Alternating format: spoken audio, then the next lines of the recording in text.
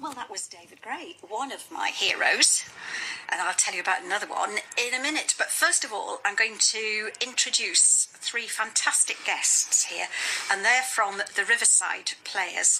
And the Riverside Players are putting on a work of Shakespeare over the next few weeks. So we're going to be speaking to three people: Mary Farnell, who is the company director; Ben Baxter, who acts as a treasurer but also is playing one of the lead roles, Benedict; and also Jacky Davis, who is the play director. So I think we're going to start first of all by asking you, Mary, can you give us a bit of sort of background of the Riverside Players? You know, how long have you been in existence? I know it's a long, long time. It is. We were established in 1951 by some students from Central School of Speech and Drama who decided when they finished their degrees to keep in contact every year, and they felt that with the talents they had it would be good to use them in some way rather than just getting together over a beer. So they said, let's put on a play every year, and that's how it started, very small. And were they based in Oxford? Or? They weren't. No. That was a London, right. Central School is in London, so, but each of them lived in varying parts around London and the home counties. So that essentially established the way that we work to this day. We started small and working around rehearsing, coming together once for a couple of weeks in the summer, doing intensive rehearsals, and then travelling around little village halls in the areas. Started in Berkshire, Buckinghamshire, when we first established ourselves, and then we soon realised, or my father, who was one of the co-founder members, and his colleagues realised that it was easier to find a home and ask the audience to come to us rather than travelling around. So we still use the term tour as coming together as friends once a year, but we don't actually tour anymore. But we say to one another, are you coming on tour next year? Yes. Yeah, it's very much a historical term. So over the years we have had one or two homes in different places, but mostly in the home counties: Oxford, Berkshire. We were in Reading for a few years, and we have been at Rendcombe, since 2014, when we moved in there doing a production of Oh What a Lovely War. And this is now our 5th year at Rendcombe, and we're very happy to be there. The college is What amazing. is it that makes Rendcombe so special then? Well, it's such a beautiful setting anyway. The school itself is astonishing, and the grounds and the staff as well are really welcoming. Nothing is too much trouble. They anything that we ask, they will help us with. We are an outdoor performance company, and we build our sets and do all of our work within the 7 days between arriving and then our first night. Wow. So the school, as I say, are very helpful with allowing us to do that. We live in the school. They provide bed, breakfast, evening meal and everything else. But as far as we as a company go, our workload is very intense for the first week that we're there, and that's what makes us unique. We understand there isn't another company like us. We live in our daily lives 50 weeks of the year throughout the UK and beyond. We have members who live in Scotland, Leeds, Manchester, down south, New Zealand, Fiji, France. We really are an international company when we are away from Rendcombe. So then we join together. How do you recruit people then? Word of mouth, family, friends, anybody that we feel might just enjoy what we love. As I say, I was born into it, so it's in my DNA really, but it's any of our friends or family that we feel would enjoy the experience. But we're always looking for new members and people to join us. Right. So how many people have you got as members? Yeah, because I presume that includes the people who decorate the stage. Yes, that sort of thing. At the moment we have a membership of around about 100 people. That's not always. They don't always come on tour every year. Sometimes they have a year off, but definitely, I think this year we've got upwards of 80 people with us at Rencombe this summer. Right. And so just to expand a little bit on what you said there, just to pick up on it really, you said that you're in a place for 2 weeks and you rock up and then you start building the stage, but you also start learning the script and rehearsals. Well, the lines have to be learned. That's the one thing. People are cast in the play around about April, May time, and it's up to every member of the cast to be word perfect when we arrive, because it's the only thing that they can do remotely. Right. When we arrive, then we start rehearsals, which go on from 9 in the morning until about 9 or 10 at night, with breaks for meals. So it actually works out that we probably get more rehearsal time than a traditional amateur theatre company who meet once or twice a week for a couple of hours each evening.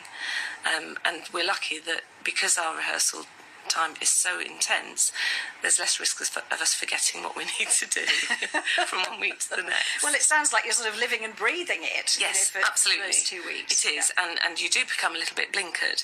You forget that there's an outside world, and obviously all of our members have outside lives. We all work in a very varied field. We have engineers, we have IT teachers, we have medical people, a lot of different diverse people, people with different backgrounds. So, but very enthusiastic about what we do.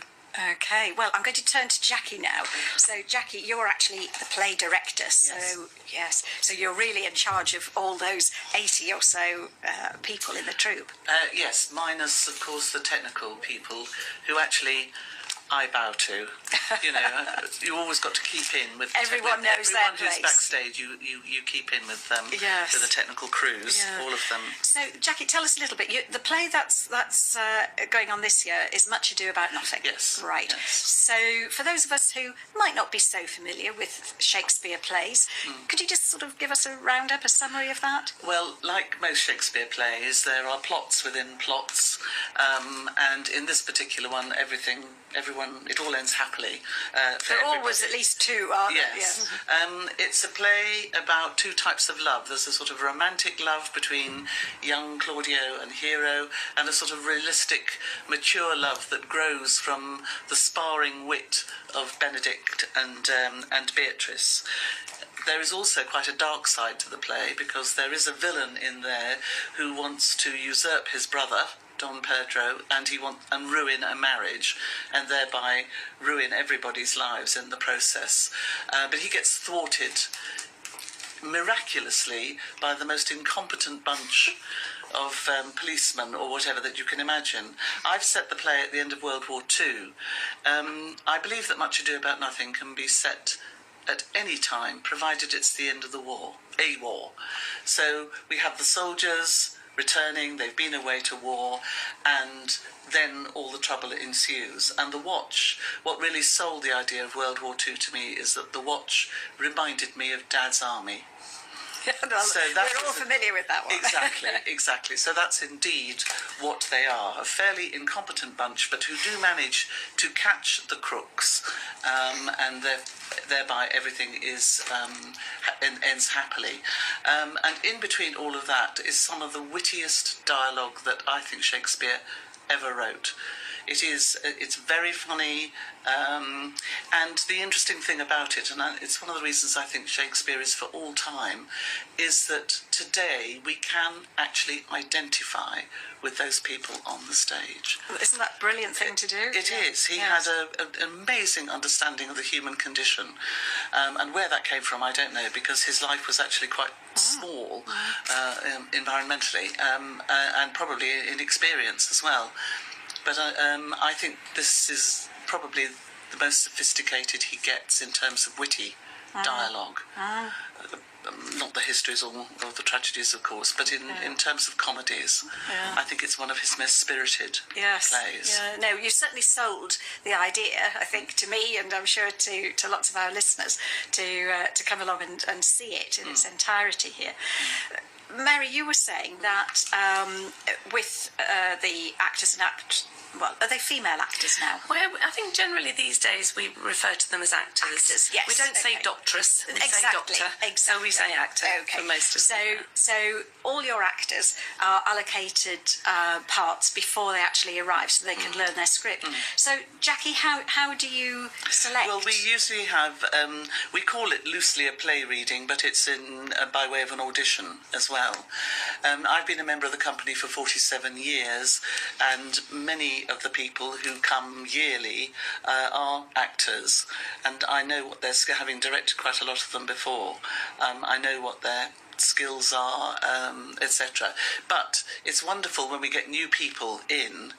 And when we came to Rentham, we got some great people from the Arcadians that you've probably heard of. Yes. So a few of those will be recognisable to any people coming from here who've actually been to Arcadian shows. So we have this audition, and then I go away and cast it, and let the company director have the cast. She lets people know, we cut the script, and the theory is that everybody has learned their lines when they actually arrive. But in fact, it's going to be the first time that they're moving around, etc. So it's a bit nerve-wracking. So there are books around, and they won't be after tomorrow. And that's now on the radio, folks. So that's it, set in stone. So do you ever do casting, by telephone or Skype or something? Because if you've got people, from all over the place, do you ever do that or not? Actually, if the casting did actually come from as far afield as some of our players do, I would. But in fact, we get to meet most of them. Right. Sometimes people just sort of come out of the ether and say, I'd really like to have a go, and I've had this experience and that experience, and you might have a chat with them, maybe over the phone or something like that, and then cast them. But normally it is people who you've seen, people who you've heard, people who have auditioned. We do have a new member who's joined us this year who Googled local theatre in my area, and she found us. Fabulous. And she has now joined us at Rentham this week, and she's really enjoying herself, isn't she? Yes. She's been cast in a part, so Kate Allen is now one of our new members, and I think she's really enjoying the experience. Well, that's serendipity for you, Yes, isn't it? absolutely. It was meant to be. Yes. Okay. Now, we're going to take a break now and listen to some music. This is a band locally, Bristol-based. Welcome back, everyone. We were talking to the Riverside players, and particularly to Jacky, who's the play director of this group of actors. So, Jacky, just to sort of recap, you're going to be putting on Much Ado About Nothing. Yes. And you were talking about how to corral all of these volunteer actors and get them to learn their lines and really put things forward there. Well, we have actually got an awful lot of children on tour this year, so I am using the children, and what we find with the kids is that they start learning things like working as part of a team, being on time for things, standing still on stage, you're not waving to mummy and daddy or granny and granddad and things like that. And I mean, Ben will vouch this, because Ben has been in the company since he was born, as was Mary, that Ben was first on stage, I think, when he was 2 years old, and now he has a lead role and grown into what I think is a very fine actor. So what happens is that I have a stage manager and I have an assistant director, and at the end of each day we work out what scenes we're going to work on. That goes up, and everyone is expected to turn up on time. We have runners to get those that don't, but for the most part people turn up on time, knowing what they're going to have to do.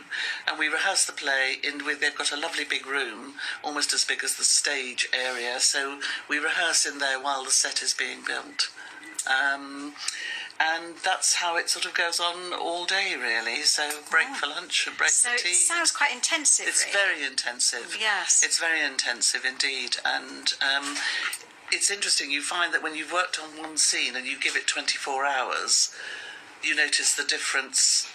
Each time the scene is done, it actually grows. Yes. And the play is growing before your eyes. Yes. I always feel at the beginning of a tour, especially with Shakespeare, I have some sort of impudence thinking that in 6 days we can actually put Shakespeare on with any standard. But it works. It happens. It works. And Yes. the whole system, the way we work, I think is wonderful. Yeah. I think it's a very good way of working. Just one more question for you before we do move on to ask Ben some aspects of the performance.